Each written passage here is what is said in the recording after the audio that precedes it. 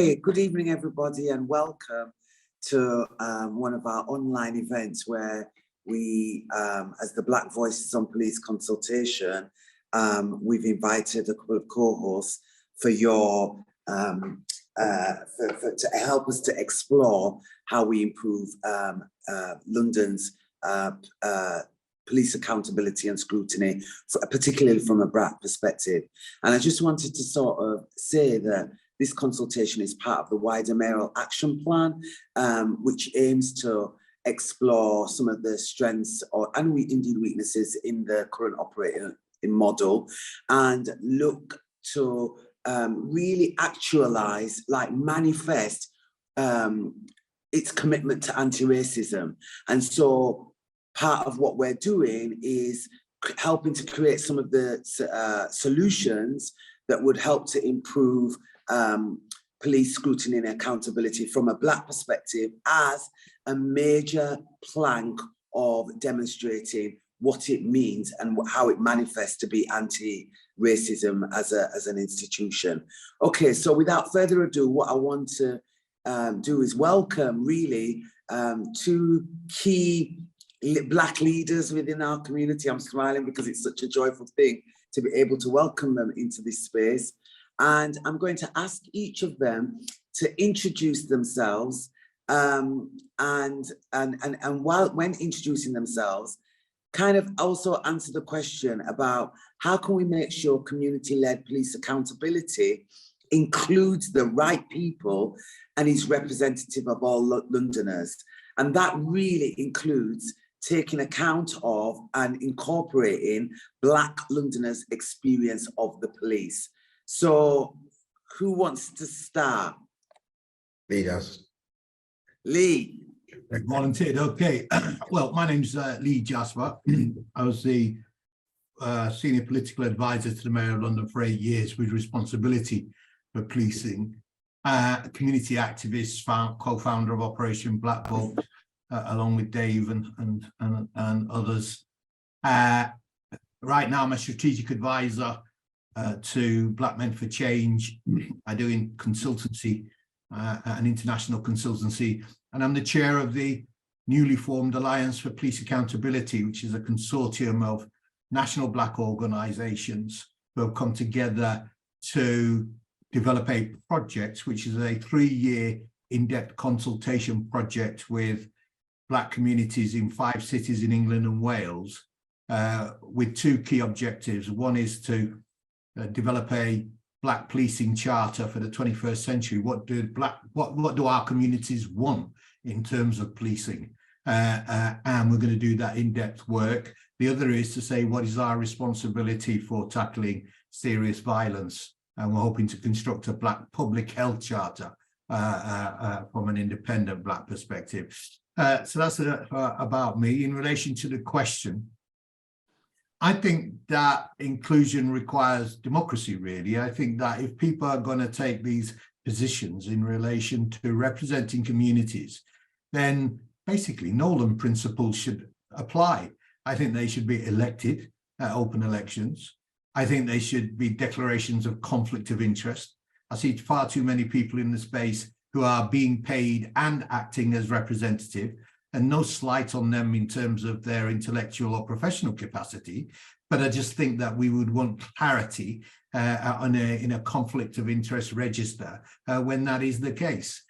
So I think that we need to have democratic accountability to ensure that the people in a community that have the experience, that have the support of that wider community in terms of their individual track records or their history of civic activism or engagement or professionalism, whatever the case may be, gets the vote and goes in. Because at the moment, boroughs are handpicking who they want to speak to in any given borough. And so there is no real accountability to communities. Because safer neighbourhood boards are deeply dysfunctional. So I think in order to get around that, we need to return back to an open democratic system where people are elected. And I also think they should be paid, because I think we give far too much professional advice to police service and it's high time that communities were respected for their expertise, and they are paid, and that should be publicly declaration about that. So I think democratic accountability. I think genuine partnership with community institutions at a local, regional and national level will be part of the solution. These are credible organizations who are capable of organizing communities, capable of representing and mobilizing communities. And I think this financial aspect means, with the cost of living crisis and everything else, nobody's got time to be volunteering hours and hours and hours and hours to advise the Metropolitan Police Service for very little in return, given the state of crisis that's in. So I think that these are the ways that you can get more inclusion. But I also think that, we have to give space to Black women, we have to give space to women, we have to give space to LGBTQ communities, because, we all face the same problem. And we all suffer the same racist police abuse. And the solution has to be solidarity in relation to overturning that. And we've seen the very close link between rampant institutional misogyny and rampant institutionalized racism in the Metropolitan Police Service. And now they have both come to the fore in a way that has been tragic and very dramatic. So I think that we need a new constitutional basis for police accountability in London. I think the current system is clearly failing. That can be seen by confidence levels, public confidence levels in the police, and particularly within our community. And either the Mayor's office has to be very much more robust about holding the Metropolitan Police Service to account if it wants the title that it's committed to anti-racism. The thing is about that title, you don't invent it for yourself. Yeah, you are given it by the community. And if the Mayor's anti-racist commitment doesn't extend to making sure the police are held to forensic account by him, and that he maintains the most robust process of local police accountability at the local level, well, then maybe, it's time for the Police Crime Commissioner post of the Mayor to be a fully elected independent position away from the Mayor's office. But I think if the Mayor is going to get a grip of this, then he has to take a fundamentally different approach, like the approach he's taking with ULEZ, like the approach he's taking with environmental concerns and free school meals. He has to employ that level of courage, which I admire and respect, by the way, but he has to apply it into this area of policing. Yeah, and it's interesting that you say that about being courageous, because one of the key aspects of being able to be an anti-racism institution or indeed an anti-racism individual is one has to take courage. So very much what you're saying here resonates with this agenda. So I really, and thank you for that. That was really a helpful start to the discussion for today.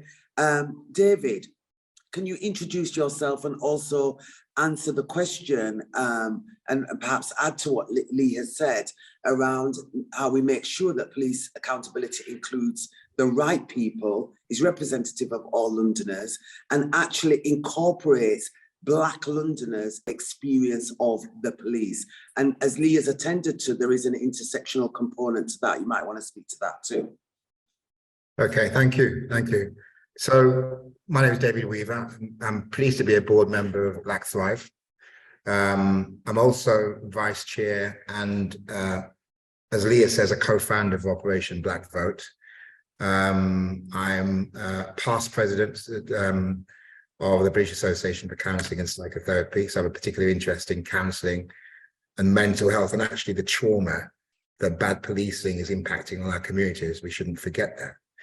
And I also run a leadership consulting firm, and we work with leaders across institutions here, local government, health, and abroad. And I've worked with Lee and others in the past in community organizations, setting up organizations and really doing the best that we can, really, to address what I think is increasingly worsening racism that is impacting our country. I'd start by saying what a lot of us have said over the years is that policing is too important to be left to the police. It's too important to be left to the police, with the increasing bad experiences that Black communities are facing and the increasing lowering levels of trust. We have to have a situation and a system where the police are collaborating with organizations to address this worsening and rotten problem. So the whole notion of policing by consent, that is that communities give consent to the police, their legitimacy in terms of what they do come from the public and from Black communities is really important. So the question around accountability, including the right people, representative of Londoners, Lee's right. It's got to be democratic. It's got to be democratically accountable. And I think it's the system where we have at the moment, whereby the police do what they do, their inquiries, their reviews, and they carry on doing it without consequence, is just completely wrong. So constitutionally, and I won't follow up on the points that Lee has made, and Lee, in terms of his expertise on this issue, can go into some depth on this. But in terms of the democratic mandate and the constitutional element which sees the police properly accountable is really, really important. But I think that in terms of some of the points that I would make about accountability, I think it's got to build a level of challenge. There's got to be a level of challenge. When Boris Johnson got rid of the police consultative groups, what he got rid of was a system whereby ordinary members of the public could come in and they could sometimes vent their trauma in front of police. And sometimes the police got it. Sometimes the police got it.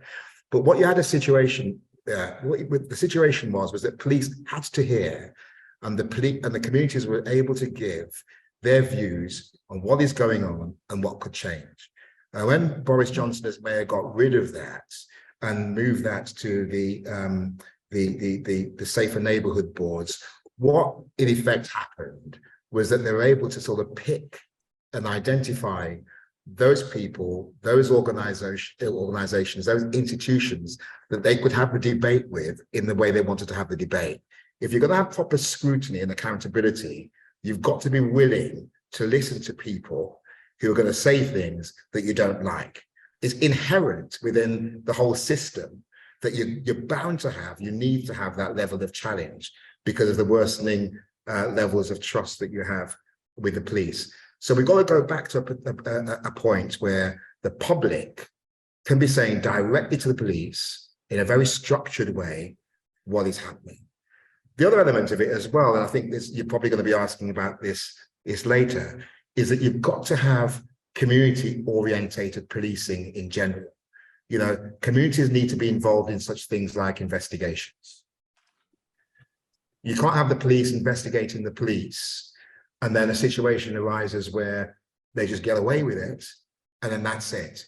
We need a system whereby there's increased confidence and trust because communities are involved in that. We've got to be involving young people in that as well. And as Lee has mentioned, women, LGBTQ groups and so forth, within that in a structured way, because the experiences they have of policing is different, but it's the same, where there's lowering levels of trust within that. There's got to be Black representation all the way around in terms of these consultation exercises as well. And I think the mayor and MOPAC need to make it explicitly a priority. Race has to be seen explicitly to be a priority, and it's got to be seen as business critical to the future of policing. And only in that way will it build the trust of Black communities within that. So I'd just say it's got to be proper partnerships. It's got to have the involvement of those of our communities. There has to be proper scrutiny within that, and it has to be put forward as a priority, and it has to be underpinned by constitutional reform. So you're having policing that are accountable, properly accountable for what they do, and when things go wrong, there has to be consequences. So that's really kind of clear and coherent from both of yourselves around elevating what essentially I'm hearing is a level of transparency where democratic accountability in terms of scrutiny and working in a collaborative way with the police is what some of the principles that need to be centered there. And actually, if one is wanting to move to be an anti-racism institution, then we as Kamara Jones says, who'll be coming to one of these online discussions, that when being anti-racism, it requires being courageous, as Lee says, but knowing that we have to operate at the edge of your comfort. And that being at the edge of your comfort actually means being in that discomfort zone. And that discomfort zone is where you start to grow. That's where the transformation kind of happens. And so when David, you spoke about being open to challenge, being open to listen to the lived experience of Black Londoners, actually that's the point. That's the intersection at which there's an opportunity to help to transform the way that police do policing in relation to the black body, the Black experience. And in that way, we can start moving towards being policing which is less racist. So I see many nuggets in what it is that the both of you have shared. If you were to actually then look at it from this perspective, this dimension, which is, if you had a blank page, forget all the structures that you've talked about that have already gone down, right? And if you had a blank page, you're going into your imagination now, to actually design community-led police accountability in London, which powers and which areas of police practice should communities be involved in scrutinising? And how do you imagine that that might take place? Lee. Oh, go on then, David. You did say. Well, I'll just make a few points. I'm sure Lee will add to them and maybe correct some of them, and I'll come back. I mean, I would say investigations of police. I mentioned that before. Yeah. You know, you've got to have communities involved in that in relation to investigations of police, because that's the bit that gives that lowers the confidence, that when you can see absolutely outrightly, you can see where the police have erred in terms of their responsibilities, and sometimes legally, and where they've impacted in deaths, etc. You've got to have a system where, if we start with a blank page, you've got authentic and true and proper involvement in those investigations. So I think that's important. Mm-hmm. I think also in terms of recruitment of police and also managing what happens within policing, because you see the statistics and see the experiences of women police officers and Black police officers, the revolving door, grievances and disciplinaries. You know, you saw what happened to Sergeant Robin Williams, and she was the case of the messages on her phone, and the differences in terms of how she was treated to how white police officers were treated. There's no consequence, there's no accountability. So there's something about in all aspects of people that there's community involvement, and with the Met, specifically Black community involvement within that. Scrutiny around stop and search, for obvious reasons. We're overrepresented, and it doesn't matter now. My dad was listening to me the other day. I was doing a Zoom call, and there's lighting in here, just excuse me. Those trendy lighting systems. And he was listening to me talking about stop and search, and he just said, you know, he's an 84-year-old man. This thing is still going on. It's still going on. I mean, we've become used to it, haven't we?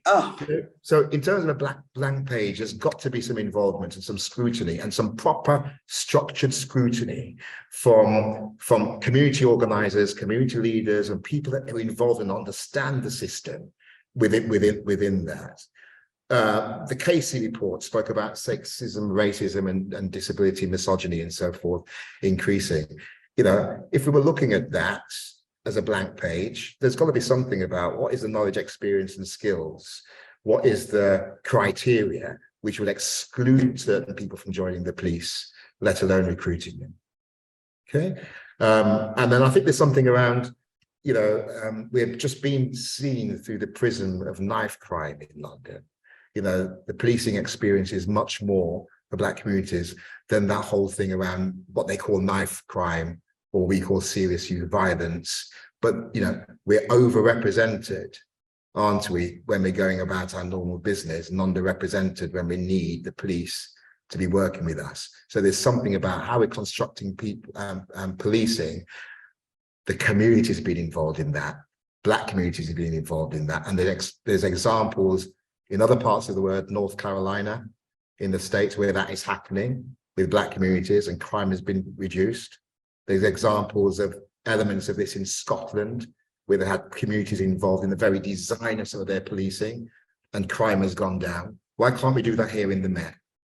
So there is something about building into the system challenge, because there has to be challenge. They can't just be picking people or organizations who just agree with them. So that's my kickoff points.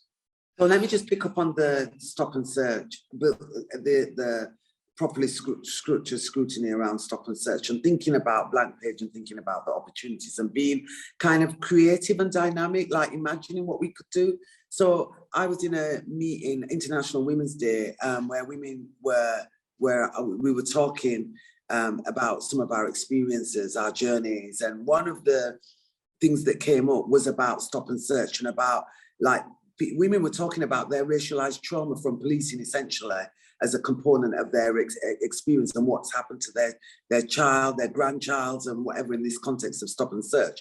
And we were talking about that video that's going around at the moment, of that Black young man, that college boy that had to stop and search in Croydon. And when he's asking, why are you stopping and searching me? No reason whatsoever. So the lack of dignity and disrespect continues, rampant, relentless racism. This is a manifestation of the racialized lived experience.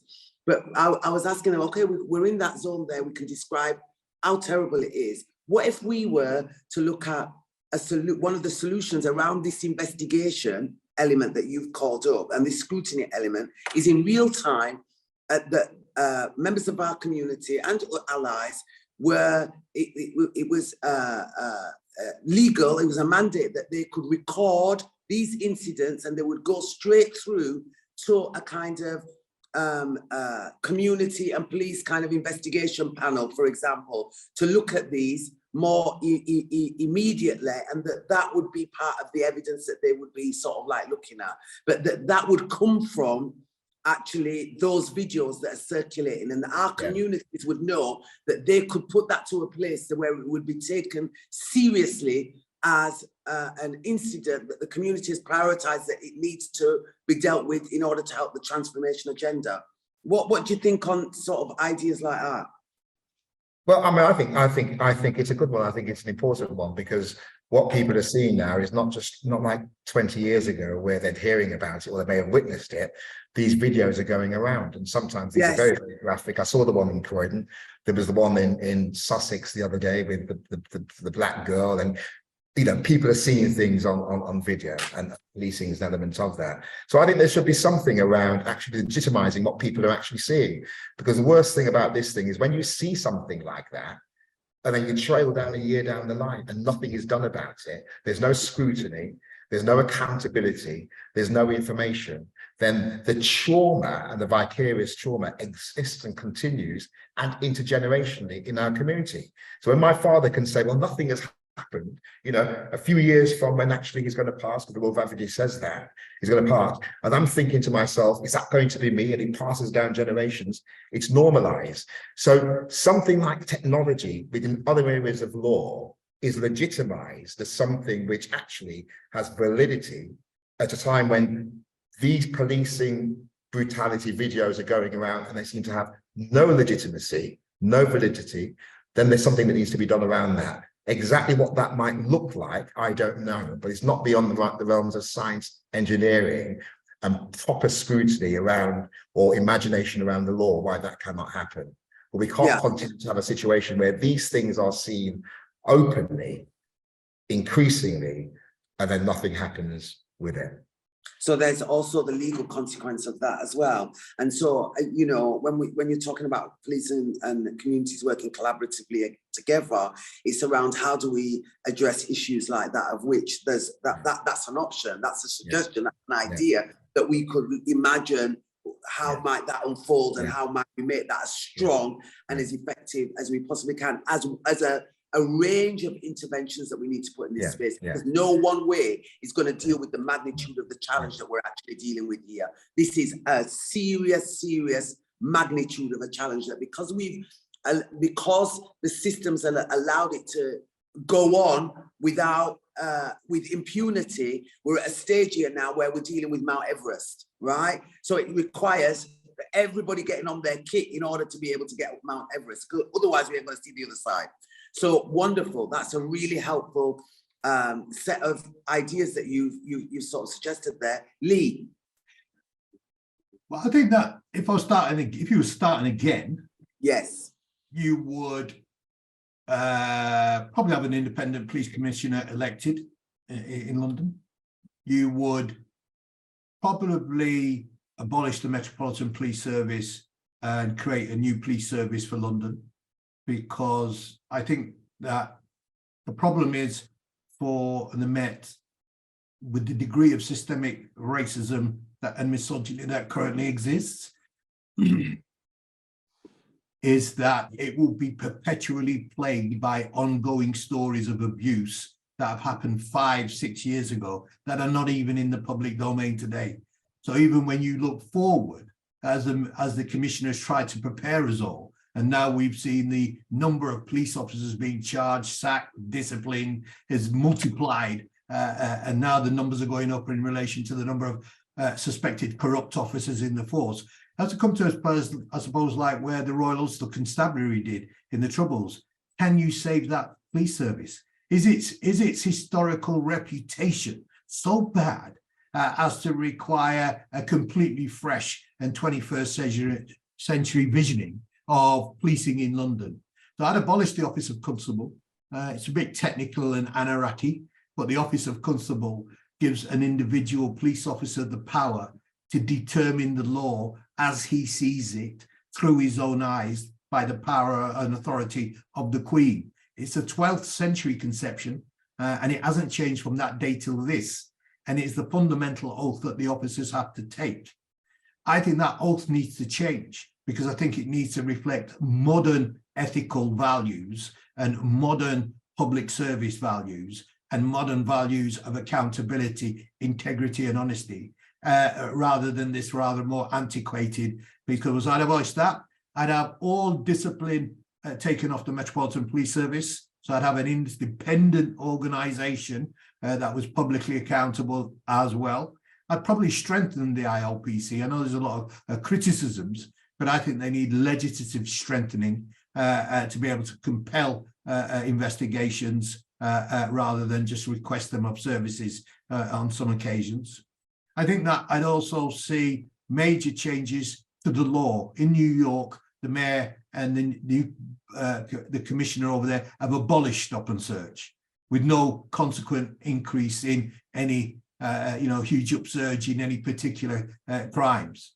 They also legalized cannabis, and what they've seen is no surge. It's not turned into be the gateway drug where thousands are now not going to work and lounging in Central Park.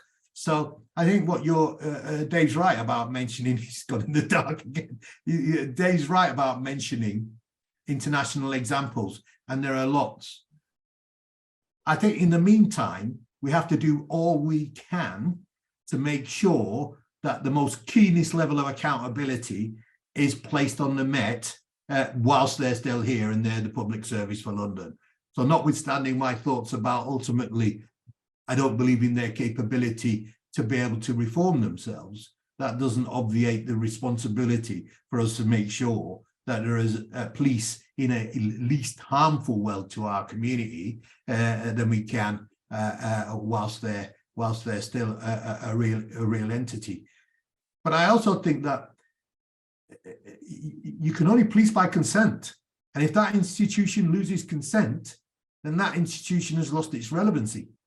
And I would suggest to you that public opinion polling is showing that policing by consent figures have dropped every year for the last decade. Right? So it's not heading in the right direction. And although it's been a slow fuse, I think now it's about to explode, because I think the Casey review was absolutely dynamic in its categorical condemnation of the culture that exists there. And when Jacqui refers to Everest, this isn't Everest. This is the first Mars mission, or live Mars, like, you know, astronauts landing on Mars compared to the complexity. And I think that's the other thing that we have to take account of. You cannot hold a £3.2 billion organization to account unless you've got investment in community resources that empower and enable them to do so. It's not just about them being paid. It's about strong, independent Black community organizations, police monitoring groups, whose function and responsibility is to continually monitor what's happening and be able to do the trend analysis, the policy analysis, so that our communities, when they are critically engaging with police, instead of going around this sort of Groundhog Day around policy and we want to be more diverse, we want to be more inter-racist, let's have another consultation, then you don't listen to that, wait 6 months and then rinse and repeat. Rather than that, you would have a built institution in local areas that sole function and responsibility was that, and it can't be funded by the police. And I'm not even sure it can be funded by the mayor.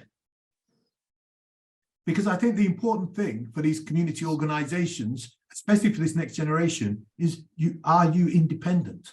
Are you truly independent? Yeah. And if there's any sniff that you're not, then you're going to pay a heavy price in terms of credibility. So it's very important to think about alternative models of investment in institutional building that can allow and provide the architecture, the setup, the intellectual capital, the statistical and research capability, and the policy analysis capability of those local communities.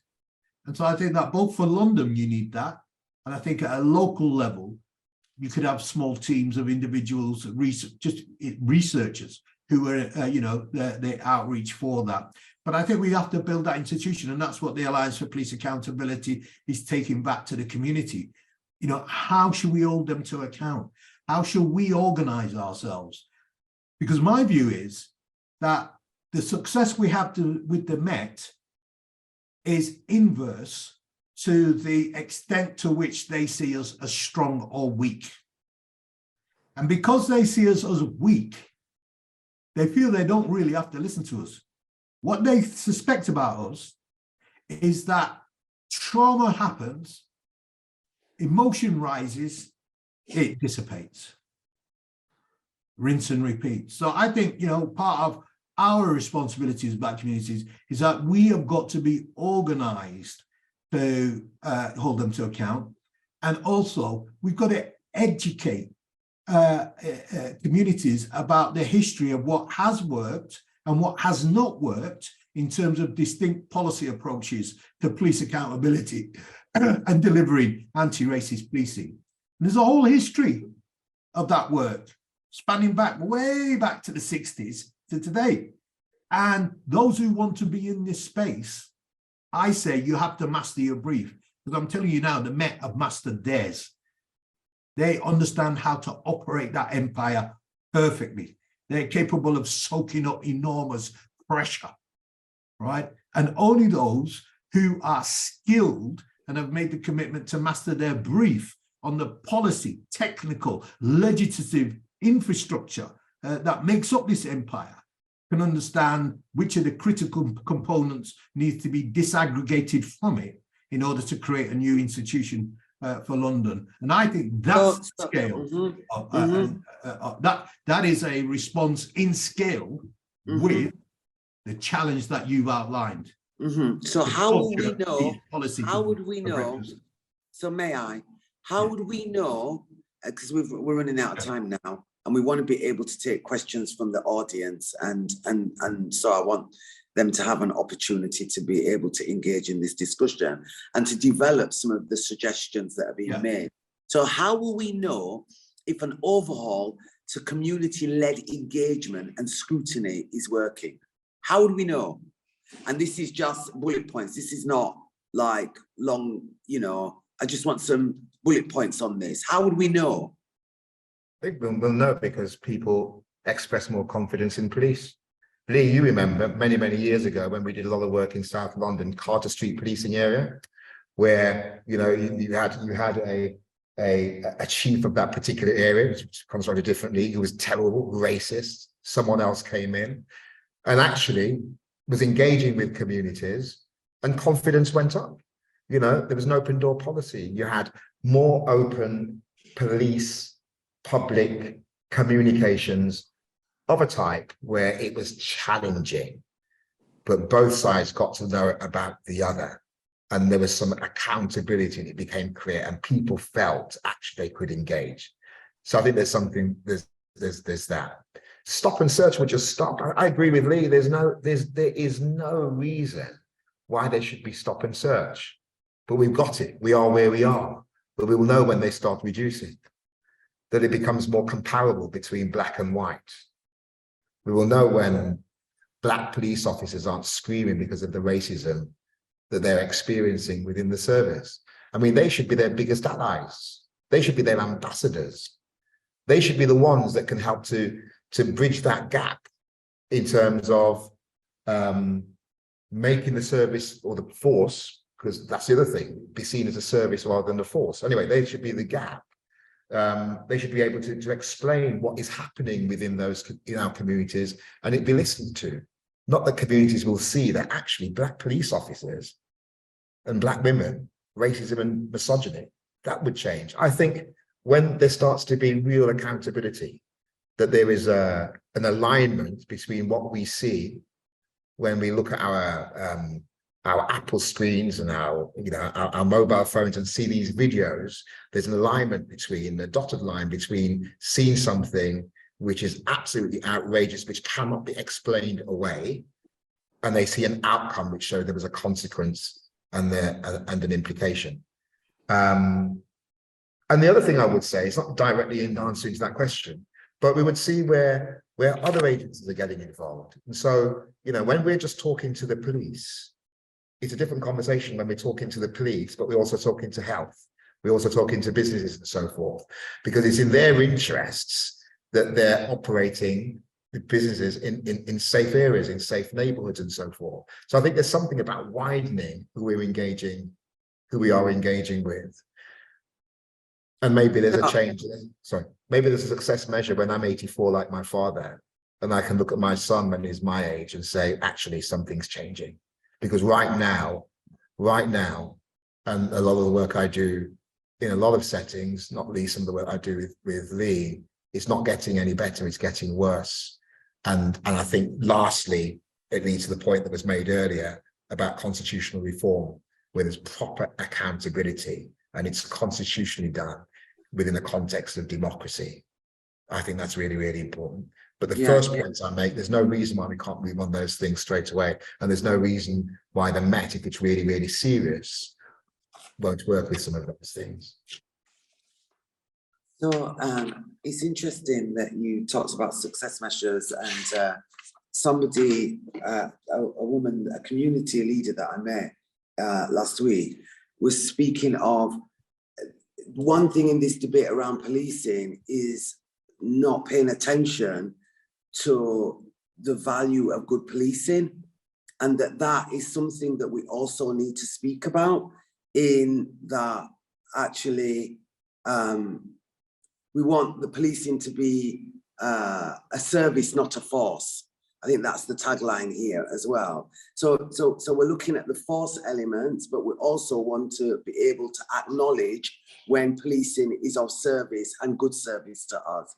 So there's something about that in the dialogue that we often don't pay attention to, was this critique, which I also thought was interesting, because that might also be one of the ways that we kind of speak to a success measure.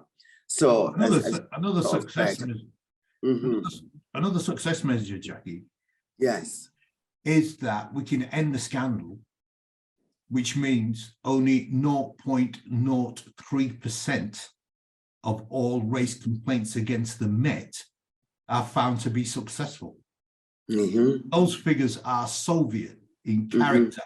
I'd expect them from Kim Jong-un, certainly not from the Metropolitan Police Service. So I think when young people think that's a job for me, I can do well there. The success measure. Confidence is going up. That's a success measure. Yes. Complaints are going down. Or more complaints are being proven. That's a success measure. That the culture's changed. Yes. And I think that all of these could be, real good barometers for the kind of systemic change. Yes. You need. Because I think part of the problem in the past is that we think that policy formulation is enough to change culture, and it isn't. Because even where the culture concedes, it just rests until it bounces back and it snaps back to its default setting, which is institutionalized systemic racism. So policies are like patches, whereas what we see is fundamental here is the need for real root and branch radical change. I'm not sure what that would be, although I've made mention, which is why I'll be interested to see the conclusions of your exercise, which I think will be very helpful in the APA going out into communities and saying, how are we going to construct this new vision of what we want from policing? And what do you think it should involve and what shouldn't it involve?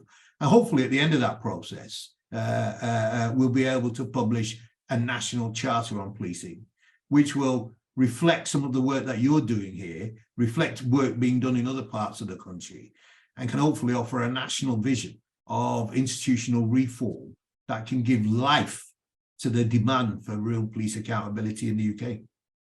So when we're looking at how will we know, and I really like the term around barometers of success, as a success, a range of parameters of success, I'd like us to think about what that would be at a community level. So there's different levels that we're talking about here, and we don't want to get just in one level and just think that, for example, it's about police policies or legislation. That is relevant, but actually there are other levels that need to be attended to, and the bit where it's actually realized in terms of the lived experience is at that community level, whereby you're having, for example, that video of that young man being stopped and searched for no reason, right? So, what is it that we would see at that local level if at every level we've got it right around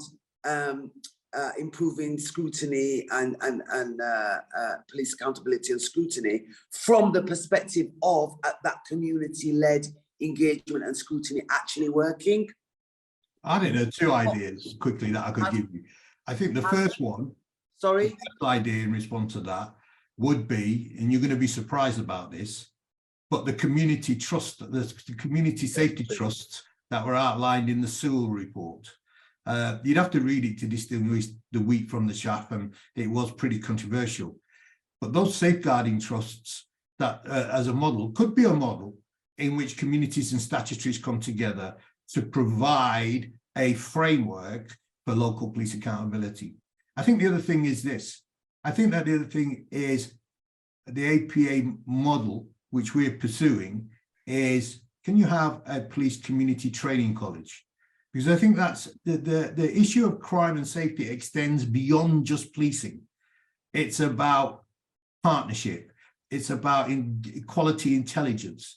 It's about cultural change. It's about a dynamic situation, dynamic criminal situations, which require unique and interesting innovation to do that. And I say that by way of example. When we were in the mayor's office, we forced the Met to open a cultural unit.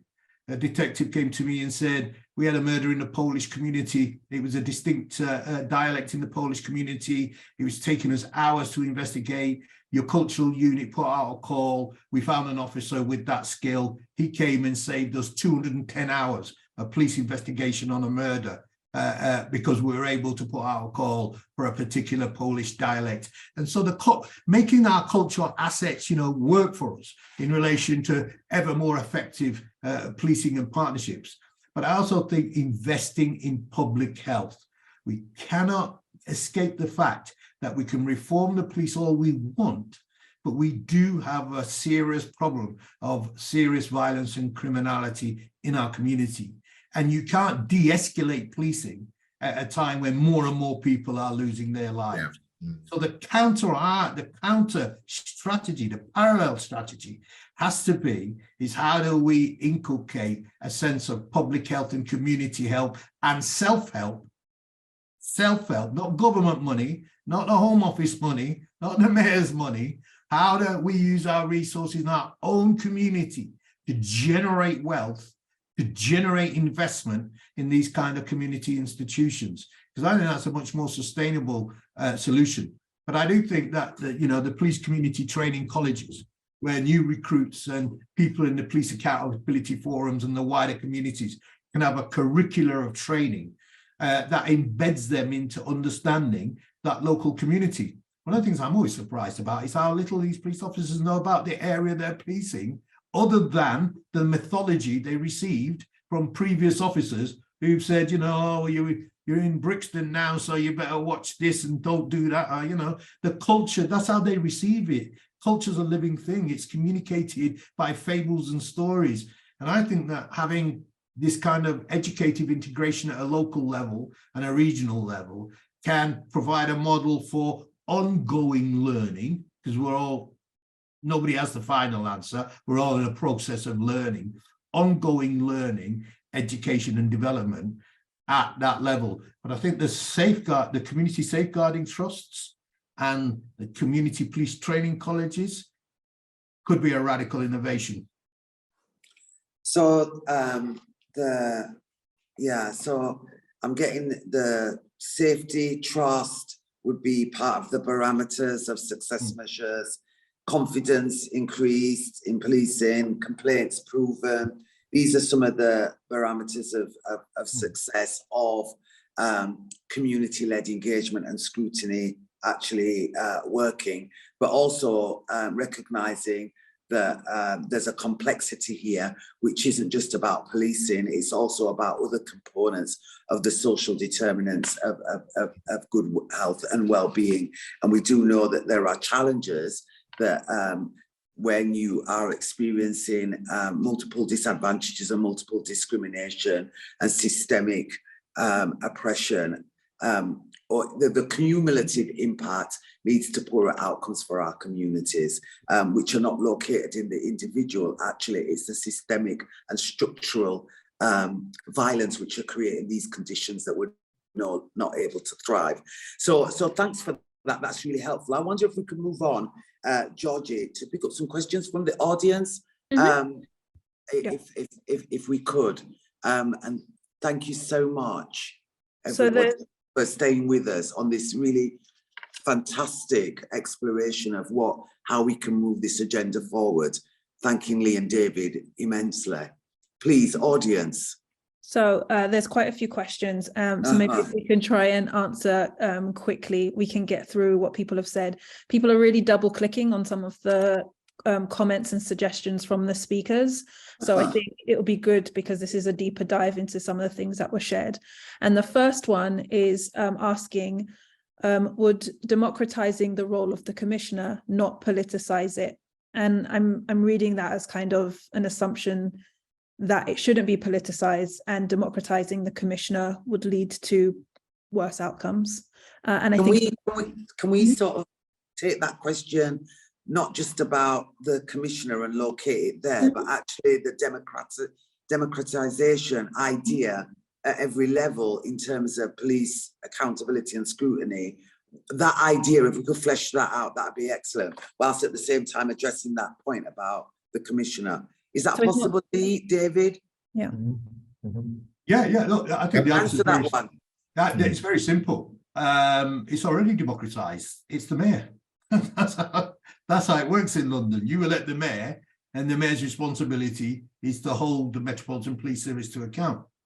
Now, you know, if you look at the mayor's office, it's evolved. It's gained some functions and it's lost some functions. Now, if there's not appetite there to be really anti-racist in holding the police to account, then maybe time it is for a democratically elected.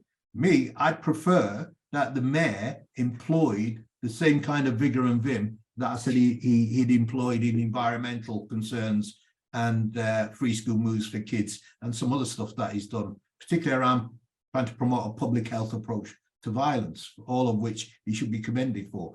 But there's only two ways. You stick with the current model with the mayor is the PCC, or you campaign for, you recommend that it's an independent office and it's elected. And now it doesn't have to be politicized because police crime commissioners are elected all over the country. Okay, so let's move away from the commissioner bit. I'm going to ask you to pick up the point, David. So we talked about that commissioner bit there. I mean, but remember, the purpose of this is around how are we improving police accountability and scrutiny from a Black community perspective in order to deal with some of the issues around our racialized experience. So whilst we're talking at that high level, Commissioner, Mayor, which is valid, I'm actually also asking about the democratic accountability of those that participate, which is the idea that Lee talked about really quite early, which I thought was quite useful, about that democratization of those participants involved in scrutiny at that very local level, where it's actually happening closer to real time. What about that? Because I can't see what's wrong with democratization of it. When you make something democratic, then it's ergo political. Racism, we all live in a society where we're supposed to be equal. If the very institutions that are set up to protect our citizens are discriminating against one side of the community as opposed to the other, i.e. the Black communities, then it's important that there's a democratic process, which means if you're in there and you're doing these things, there has to be a level of accountability. Now, what that accountability, democratic accountability looks like, yes, we need to have a conversation around that. If we're talking about the police and the commissioner, yes, we're talking about them, but we're talking about every single other army or element of government institution in this country. So to democratize it is a really important aspect of that, because we're talking about accountability. We're talking about a situation, if something happens to my son, you know, on Brixton Road later on, and it's terrible, that actually when you go down the line, there's going to be some system for ensuring there's accountability for what happened if the police are involved. So that's what we mean by democratization of it. That's all we mean. So in terms of that, what that looks like at that very local level, before it goes all the way to the commissioner, how do you imagine that might look like? So it could be something like the communities pick and choose. It's not that the police pick and choose who you want to speak to, is that the community will do that. And it comes back to Lee's point earlier about self-help and about the responsibilities that we have as a community to actually address this as well. So it could look like at a local level, and it happens. It happened way back when you had the old police consultative groups, that actually the communities decide who it is that they want to represent and to be involved with in terms of their communications and methods of accountability with the police. It's the only way forward, because if we don't do that, what's going to happen is we at the beck and call of somebody who might be really good as a commissioner, as opposed to embedding it as part of an institutional way of doing things. So why wouldn't we go along that path? And I think it's not criticizing the person that's said that, but what I am saying is that actually, where there is a form of democratic accountability, then we have a voice. How strong our voice is going to be very much dependent on how strong we make our voice. But to leave it as it is, the trajectory is not good, where we see all of the indices of policing and how it's impacting us. And then the other thing, which you can't take as tangible, is the impact it's having on our mental health as a community, and intergenerationally, and the trauma. And the other thing I would say, which we haven't touched on, which I didn't touch on earlier, was the responsibility of the other institutions, because the NHS are aware of the impact of policing on the mental health of our communities. How can you live in an area for generations? You know, you have the likes of Joy Gardner in that particular area, and generations have seen that. And then you live in fear, a natural, almost a DNA fear of the police, and that things happen and you can't have any level of scrutiny or accountability because it's not democratically institutionalized. And so that's the point I would make. It's really important. Yeah, so I can see that every level. So we just want to be articulate about every level, because this is about improving it at that community level. So it's not saying that the points that are at commissioner level and the mayoral are not valid. It's saying that we have to attend to all levels, right? And so if there was a recommendation, Jacqui, how do we empower at that most local level? But they're already to help this. Sorry, I was going to say that there are already these models, aren't they, Jacqui? Because you used to get elected. There's already these. Sorry. We've already developed these models at a local level. One has a local organisation properly constituted with a membership, and people come along and people put themselves forward for positions. They do a hustings and people are voted in on an annual basis. People are elected onto a committee. That committee then, delegates specialist responsibilities for stop and search or gender or whatever it is to individuals. They go off and sit on those committees, report back.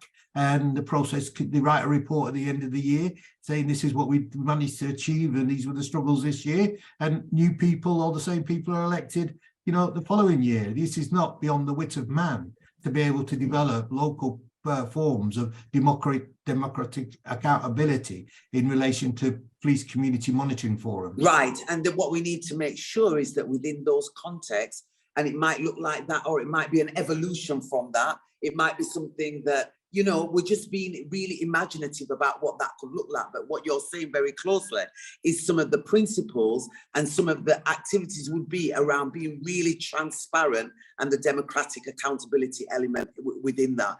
And so we can see so much value in terms of helping to build trust actually at that very local level through this. Great. So Georgie, can we move on to the next question, please? Mm-hmm. So the next question it kind of explores a bit more when we were talking about funding and investment and the budget of the Met compared to community organizations. So someone says there's a huge underinvestment in community and voluntary groups to be equal partners and collaborators in community safety. The question is, how and who do the panelists see, how do the panelists see new investment being shared and distributed to do this work? So if you were to balance power by providing investment to community and voluntary groups so that they're equal partners in police accountability, how would you distribute it and who does it? So there's definitely we're moving towards equity arguments here. But anyway, I wonder if you might start us on this one, Lee. Yeah, I think two things. I think one, there's business. An example is Lambeth School Patrol in central Brixton. It's funded by Brixton businesses. And it's a partnership between the community and business. So there is innovation out there, and that's just one example I could give you. Yeah. I think the other example, the other thing what I do, in order to invest what we need to build these community police training colleges, to build these police monitoring, to secretariat, the democratization of accountability, I would take the confiscated assets of criminals, which is a multi-million-pound pot of money every year, and I'd say that we'd use some of that money for police monitoring, and we'd use some of that money to invest in public health schemes around issues. I also think I'd fund it by decriminalising marijuana, because the sales tax is about £1.4 billion a year estimate for New York, $1.4 billion a year for New York in their first year of legalisation. And if we were to do that, then again, I think we'd have substantive resources to invest in these community safety trusts, this public safety infrastructure, and the kind of public health interventions I think we all know are the real quality responses to reducing crime, as Dave exemplified in Scotland, and indeed by places like Seattle, where the Black Lives Matter Coalition got involved in the budgetary process with the mayor and managed to convince them to reduce police enforcement spending by 30%, and that 30% expenditure has been invested in community organizations. So there are lots of innovative ways. Yes, yes, absolutely. Great. Yeah. And actually building on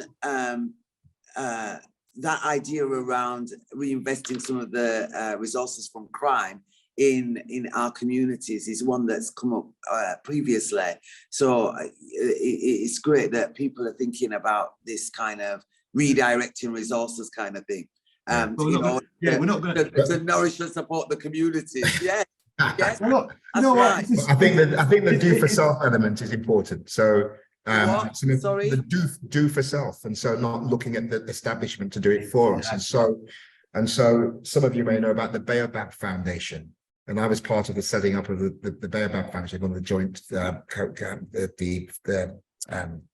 co-chairs that set it up, and we managed to. And the mission there was to get an endowment fund of 1 billion, and within 18 months we were able to raise 18 million, and that was on the basis that Baobab would fund organizations and the resource and support organization and initiatives as a Black-led entity that it felt that it needed to do, and was able to get that money from philanthropists, from businesses, from rich people all over the world, you know, who had a commitment to doing something, you know. So sometimes that's Black Lives Matter money. There you go. It's Black Lives Matter money. But I want to put it on the record. That is Black Lives Matter money. Absolutely. That dial only absolutely. But the key thing about this is that when we spoke about independence earlier, we're able to be independent. Yeah. But I still think, but let's make the other point. I still think it should not let, you know, the government for London, the mayor, off the hook either, because if they say this is an issue, which is a big issue, which it is, which is impacting on the economies of London, then it should be put as a priority, and there should be ethical ways when they fund our organizations, ethical funding, which means that actually we're doing what needs to be done. Yes, you know, they do their due diligence piece and so forth, but we're doing what needs to be done. So I think whilst the focus needs to be on doing for self, we should not let the state off the hook. We should not let the government of London off the hook either. And actually reinforcing the point that actually taking responsibility for the transformation journey, because if you're moving towards, and if indeed you want to be an anti-racism organization, and the way that your policing operates is anti-racist, then you need to do the work to move into that zone. And so they have to actively be tackling these systemic racist ways of operating. So taking responsibility and accountability for that conduct is absolutely critical. And part of what we're doing is saying that doing for self, but also contributing to that scrutiny, because that's accountability. Because that collaborative element. Look, we're going to help you with that now. Yeah, because that's the thing. You see, the thing about it is the danger of these debates is that we debate it and we're brilliant in terms of our conceptualization and our analysis and so forth. We don't move it forward. Well, actually, this is one of the things that the Mayor for London, MOPAC, can do straight away. It can look at how do we have an ethical relationship in terms of funding with groups at area, at neighbourhood level, that begin to address this particular issue. That's right. That's absolutely correct. They can do that. That can be done straight away. Yeah. So, okay, so that's that bit there. Can we, I don't know whether or not how we're doing for time, Georgia. We're 5 minutes over. So I mean, it would be good to get a few more questions in though, because but that's what I've been saying a lot. Yeah.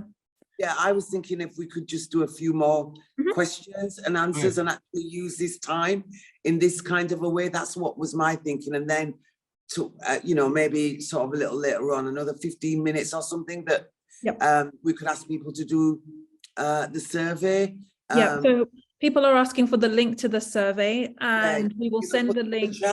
Yeah, we'll send the link in the chat in a bit. You'll see it come from me as yeah. So that everybody's got their opportunity to have their individual perspective actually on this. But I think that we'd really welcome this ongoing conversation, if you don't mind, David and Lee, around, you know, how we're going to actually actualize and manifest this, and be really supported with those explorations from the audience with their questions. So let's take another couple of questions. If you can sort of, if there's some that have got kind of a bit of a theme to it, if you could pull that to it so that we're covering as many questions as possible. Georgie, is that possible? Yes, so I'll try and find a question that's more focused on the community-led accountability. Okay. So meanwhile you're doing that, I've just read something. The problem with the system is so ingrained, even officers of colour themselves continue to experience racism from within. For many perpetrators of brutality and bullying, joining the force is seen as a place where racists can legitimately exercise their hatred in what is a protected environment.